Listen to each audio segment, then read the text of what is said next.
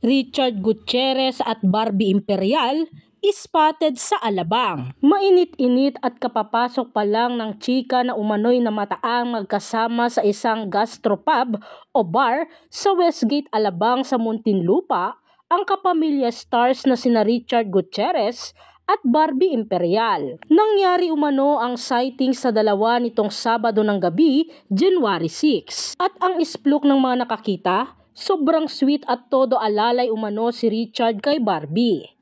May something kaya sa dalawa?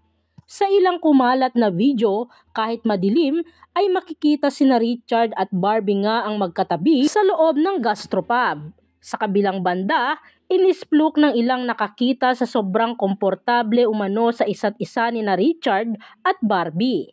Samantala sa ulat ng PEP, di umano'y isang source ang nagsabing bantay sarado ni Richard si Barbie. Dagdag pa dito, sobrang gentleman din umano ni Richard kay Barbie dahil inalalayan pa raw nito ang aktres habang papunta ito ng comfort room. Dahil dito, marami namang marites sa social media ang naintriga sa tunay na estado ng relasyon ni na Richard at Sarah.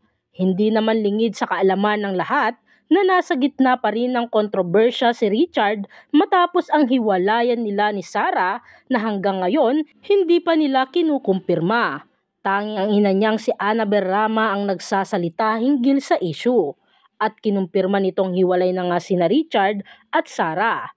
Sa ngayon, wala pang pahayag o komento sina Richard at Barbie tungkol sa kumakalat na issue. Matatandang matagal nang single si Barbie mula nang maghiwalay sila ni Diego Loizaga na kinumpirma niya noong nakaraang taon. Nagkasama naman sina Barbie at Richard sa kapamilya action series na FPJs Ang Probinsyano.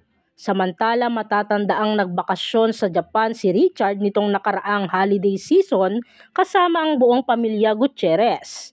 Taliwas sa sinabi ng kanyang ina, hindi nila kasama ang dalawang anak nila ni Sarah na sina Zion at Kai. Makikita na kasama ni Sarah na nag-celebrate ng Pasko at Bagong Taon ang kanilang mga anak. Kasunod nito, kinumpirma ng ina ni Sarah na si Esther Labati na nagdesisyon umano ang kanyang anak at si Richard na mag-co-parenting na lamang.